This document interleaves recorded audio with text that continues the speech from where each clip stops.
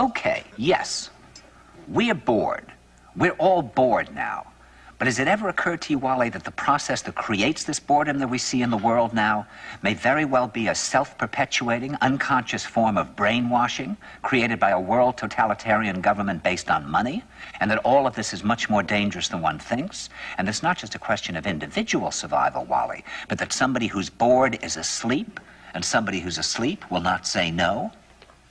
See, I keep meeting these people. I mean, just a few days ago, I met this man whom I greatly admire. He's a Swedish physicist, Gustav Bjornstrand, and he told me that he no longer watches television, he doesn't read newspapers, and he doesn't read magazines. He's completely cut them out of his life because he really does feel that we're living in some kind of Orwellian nightmare now, and that everything that you hear now contributes to turning you into a robot.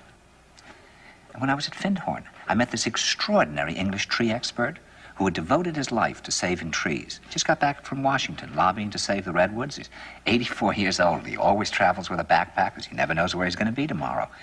And when I met him at Findhorn, he said to me, "Where are you from?" And I said, "New York." He said, "Ah, New York, yes, that's a very interesting place. Do you know a lot of New Yorkers who keep talking about the fact that they want to leave but never do?" And I said, "Oh, yes." And he said, "Why do you think they don't leave?" I gave him different banal theories. He said, "Oh, I don't think it's that way at all."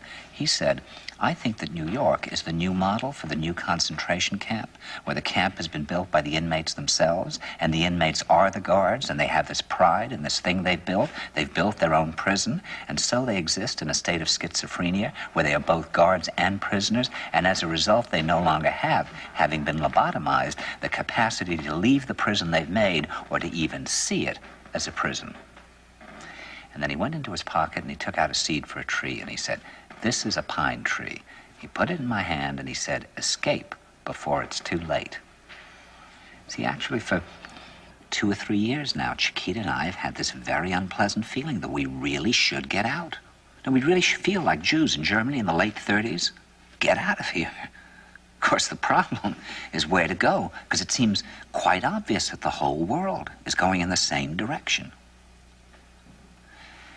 See, I think it's quite possible that the 1960s represented the last burst of the human being before he was extinguished, and that this is the beginning of the rest of the future now, and that from now on there'll simply be all these robots walking around, feeling nothing, thinking nothing, and there'll be nobody left almost to remind them that there once was a species called a human being, with feelings and thoughts, and that history and memory are right now being erased, and soon nobody will really remember that life existed on the planet.